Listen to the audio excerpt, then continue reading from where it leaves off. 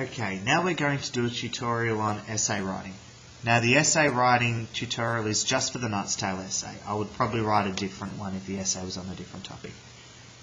You might have to bear in mind with the machine focusing a little bit. I still haven't quite worked it out, so apologies for that, but I'll try and keep this really short. So, you've watched A Knight's Tale, you've used the Cornell note-taking system, you've done the summary on each page of your notes, and you've identified your key triggers, concepts and themes in your left-hand column. That's already done. You knew the whole time while we were watching A Knight's Tale that your essay question would be this. A Knight's Tale is an accurate representation of life in medieval Europe. Discuss.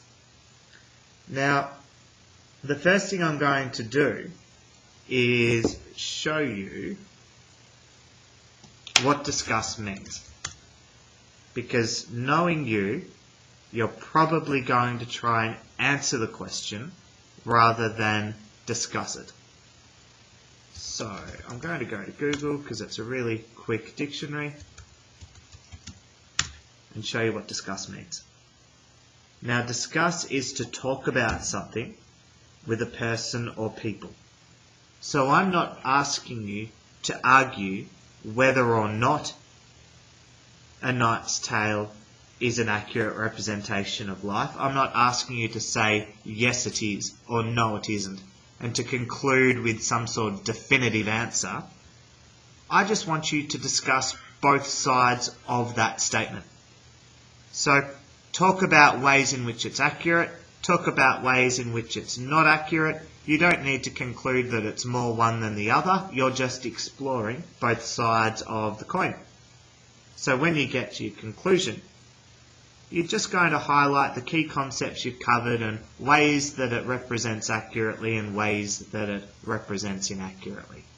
So I've kept it broad intentionally so that you can take the essay in hundreds of different directions, and you really can. So the tutorial today is just a very general one. Now, every essay needs to have an introduction, it needs to have body paragraphs, and it needs to have a conclusion. You know this is nothing new. But I've tried to give you a very concise explanation of what those things are, because sometimes you get it completely wrong. So, in the introduction, you need to establish the topic of the essay, so what it's going to cover and what the key points are going to be. This is where you tell me what you're going to rant and rave about for the next few paragraphs, so the key messages. Now the body paragraphs, I want you to pay really close attention to this. Each paragraph is one main idea or one main argument. Don't give me 5 different arguments in one paragraph. It will be chunky, it will be long, it will be all over the show, confusing. And it's completely against the point of structuring written work in that sort of format. So each paragraph must have one main idea or one main argument, and each paragraph should follow the Teal structure. When you become an expert in writing essays, you can move away from the Teal structure. But until that point, I want you to follow it because it will help you write them properly. If you're not sure how many paragraphs your essay should have, ask me. You're only getting a week on this. I'm not expecting a novel. You're probably going to be looking at 4 big paragraphs or 6 to 7 smaller paragraphs. But the size of it is dependent on what your key themes are and how you're structuring your essay. So if you're not sure on whether you're doing that accurately or not, just ask. Oops, wrong. So in your conclusion, you're summarising your major arguments or points that you made in each of your paragraphs, and you're relating them back to the essay question. So you're forming an overall answer telling me how your paragraphs have addressed that question, how your paragraphs have discussed that statement. Now with Teal, you should have been taught this before. You should be pretty comfortable with this. There shouldn't be anything new to you. So each paragraph needs to start with your topic sentence. You need to tell me what's the main point that your paragraph makes. You need to explain or expand on that point, flesh it out in sentences, really explain where you're going with that, and use evidence to back up your point. Now, for you, that doesn't have to be a quote from the movie. It might be observations that you've made from the movie. So that is equally as good for evidence as a direct quote would be. When you've done that, you've made your point, you've explained your point, you've backed up your point with evidence, you link it to your next paragraph, but you also conclude. So your linking sentence is probably the trickier part of TIL. You've got to try and wrap up the main point that your paragraph made, and you've got to provide an opening to the next paragraph so that it flows and so that it makes sense. And a reader can come along, pick up the entire thing, read it from start to finish, and have it treat them like a conversation would. Before you start your essay, definitely write an essay plan. Now, sometimes you might be required to write a really detailed plan. I don't need that. I just need to see that you've planned it. I'll be marking the fact that you've done that, and that will be included into your PLR process, because your PLR looks at whether you're effectively planning or not. So it is an important aspect of this task. So where I would go, and this is just an example, I would try and think of things that A Knight's Tale does really well and then really badly. And I would write maybe a paragraph on something it did well, a paragraph on something it did badly, another one on well, another one on badly, and then conclude my general observations. Now, that's just how I would structure it. You could also run it through in categories. So, category 1, going down the left-hand column of your Cornell note-taking system, might be, say, armour and weaponry. You might have an entire paragraph devoted to whether A Knight's Tale accurately showed armour and weaponry for the medieval period. So there are going to be times in the movie where it did, times where it didn't. You can discuss both in that paragraph. Then you might go down to education. You might look at accurate things like the fact that Will and the other peasants needed Jeff to explain what the word trudge was because they just didn't know. They thought that that was really complicated. And then you could look at things like Lady Jocelyn. Even though she was a noble, she wasn't educated because she was a woman. She needed an assistant to write her letters and read her letters for her. But then you might look at an inaccurate thing being Jeff. The fact that there's this peasant who doesn't seem to have an important administrative role.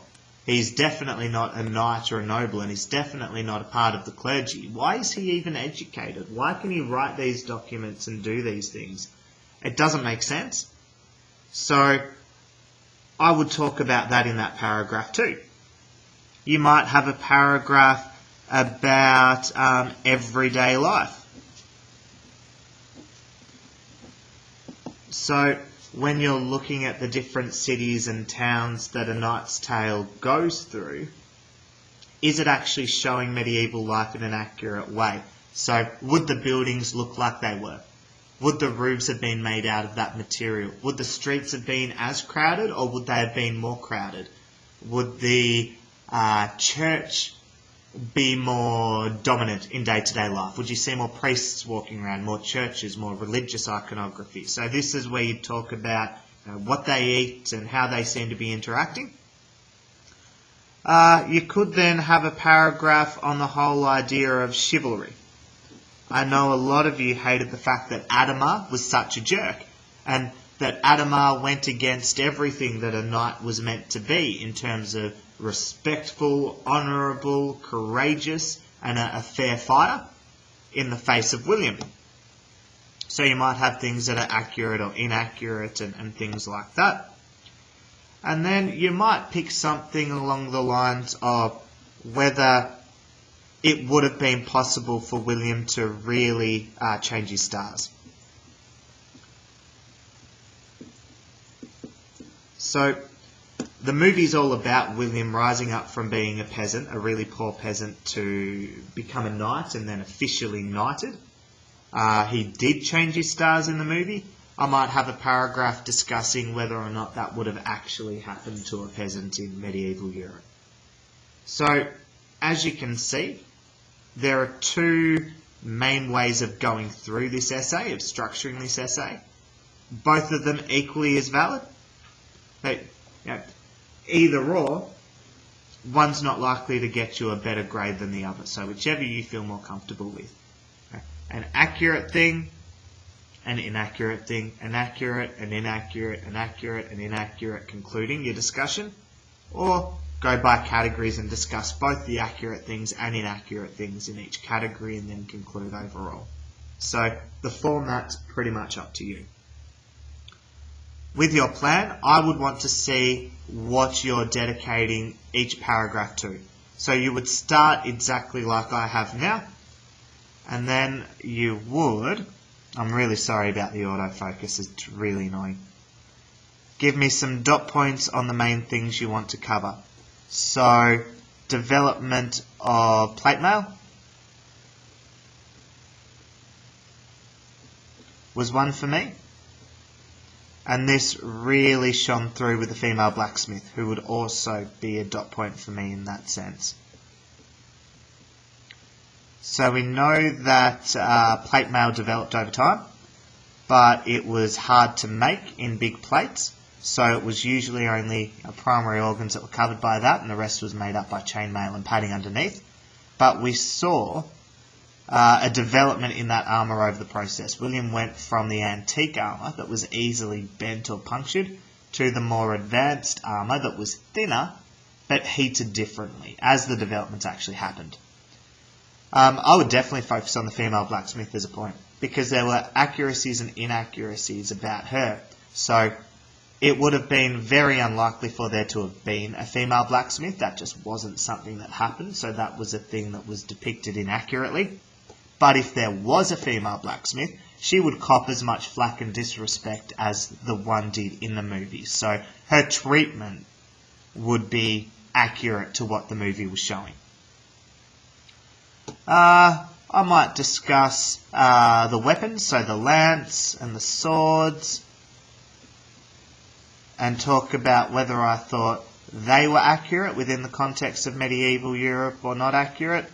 And then I could come up with a fourth, I could not. Just for me, I might focus on jousting as the sport. So, on my plan, I've written the main focus of my paragraph, armour and weaponry. I've highlighted the main things that I'm going to be looking at, the development of plate mail. I thought that was accurate. It wouldn't have happened as quickly as the movie showed, but plate mail did develop in the way that was shown. The female blacksmith, I maybe have a sentence on either side of that. Lance and swords, they were pretty accurate. I was pretty happy with that, same as the sport of jousting. So I would discuss all of that in a paragraph and conclude overall whether armour and weaponry were accurate and inaccurate, which they were both. From here, I might flesh out a sentence of where I'm going for each of them. And that would be my plan. Simple as that. Do it for each paragraph, and then get it assessed, and then start. Not a difficult essay, pretty straightforward if you've taken your notes really well. Questions, ask me, but use this form to guide your writing. Use this sort of approach, whichever one you like, to structure your essay or come up with your own. You've got about a week to do it. Good luck.